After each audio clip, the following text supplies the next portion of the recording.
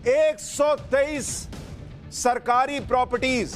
आप सोचिए ये कितना बड़ा आंकड़ा है कि दिल्ली के अंदर दिल्ली की 123 सरकारी संपत्ति किसको दी गई? दिल्ली वक्फ बोर्ड को दे दी गई। दिल्ली वक्फ बोर्ड को। और किसने दी? मनमोहन सरकार ने। किस वक्त दी? मार्च 2014 में।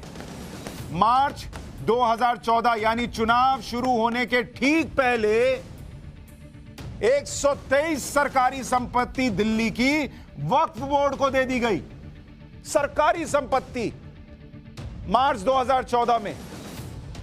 उस वक्त जिस वक्त किसी भी पार्टी की चिंता होनी चाहिए कि हम पर इतने भ्रष्टाचार के आरोप लग रहे हैं, हम इसको लेकर कैसे चुनाव में उतरेंगे, उस वक्त जब पूरे देश में कांग्रेस की यूपीए सरकार के खिलाफ एक पूरा आंदोलन चला था, आपको याद होगा, जिस आंदोलन की पैदाइश है अरविंद केजरीवाल और उनकी पार्टी, उस वक्त जब निर्भया कांड जो हुआ उससे देश हिल गया था, उस वक्त चुनाव में कैसे जीत दर्ज करनी है उस पर फोकस करने की बजाय एक सरकार चुनाव की घोषणा के ठीक पहले एक गजट निकाल देती है और 123 संपत्ति वक्फ बोर्ड को दे देती है। इस गजट में दिल्ली की इन 123 प्रॉपर्टीज के नाम दिए गए हैं और यह कहा गया है कि इन प्रॉपर्टीज पर अब सरकार अपना अधिकार छोड़ रही है और इन्हें दिल्ली वक्फ बोर्ड के हवाले किया जा रहा है। यहां आप इस बात पर ध्यान जरूर दीजिए कि मार्च 2014 का यह वो वक्त था जब लोकसभा के चुनाव होने वाले थे। 5 मार्च 2014 को यह गजट आया और इसी दिन आचार संहिता लग गई थी। एक तरफ आचार संहिता लग रही थी, दूसरी तरफ गजट निकालकर वक्फ बोर्ड को संपत्ति सौंपी जा रही थी सरकार की। इससे तो यही पता चलता है कि यह सब वोट पाने के लिए किया गया, वरना इतने आनन फानन में भाई ऐसा क्या था? अगर वाकई वक्फ की संपत्ति थी, अगली सरकार आती दे देती। उधर आचार संहिता लग रही है, इधर जो है वक्फ को संपत्ति दी जा रही है। वो संपत्तियां जिन पर सरकार का दावा था उन्हें वक्फ बोर्ड को दे दिया गया, क्योंकि जिस दिन 2014 के चुनाव के लिए आचार संहिता लगनी थी उस दिन मनमोहन सिंह की कांग्रेस सरकार के लिए सबसे जरूरी काम ये गजट जब छपवाना रह गया था।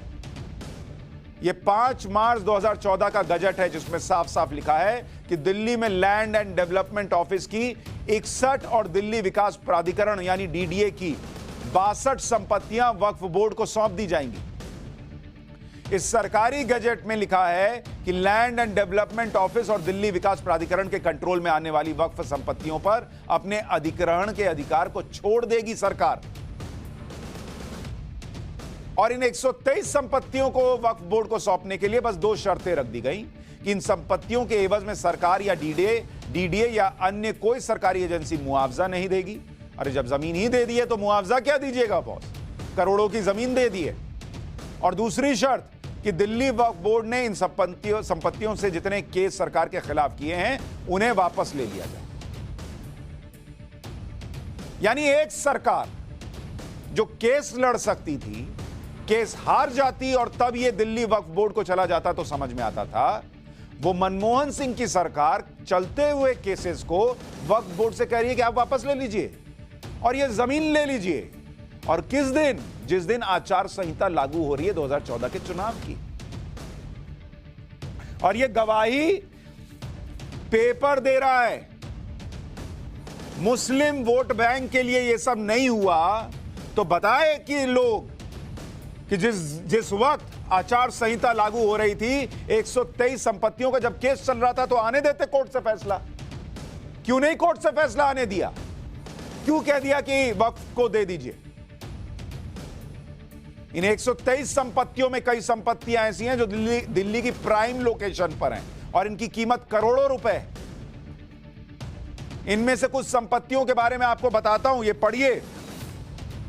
संपत्ति का नाम इसमें दिया हुआ है, जैसे पक्का मजार मस्जिद के निकट जेपी अस्पताल के भीतर की संपत्ति। बताइए, मस्जिद और कब्रिस्तान फजल मोहम्मद रामलीला मैदान तुर्कमान गेट पर दे दिया वक्फ बोर्ड को। जाब्तागंज मस्जिद इंडिया गेट के निकट, मानसिंह रोड इंडिया गेट के निकट, सोचिए कितना प्राइम लोकेशन है, वो दे दिया। मस्जिद निकट हनुमान मंदिर Irwin road, Jama Masjid red cross road, संसद भवन के निकट, संसद भवन के पास की संपत्ति दे दी वक्फ बोर्ड को कि ले जाओ, वक्फ बोर्ड की संपत्ति है। ऐसी पूरी लिस्ट है बॉस 123 संपत्ति की। और अगर केस हार जाते तो समझ में आता था, खुद से दे दिया, क्या देख के दे दिया, और अगर देख रखा था तो केस किस बात का लड़ रहे थे। और इतनी क्या, ऐसी क्या चीज दिख गई चुनाव के ठीक पहले कि उठाकर वक्फ बोर्ड को दे दिया। और यह सरकार की, मनमोहन सिंह की, सोनिया गांधी की, यूपीए सरकार की संपत्ति है बॉस, ये हमारी आपकी देश की संपत्ति है। दे दिया उठाकर वक्फ बोर्ड को चुनाव के पहले।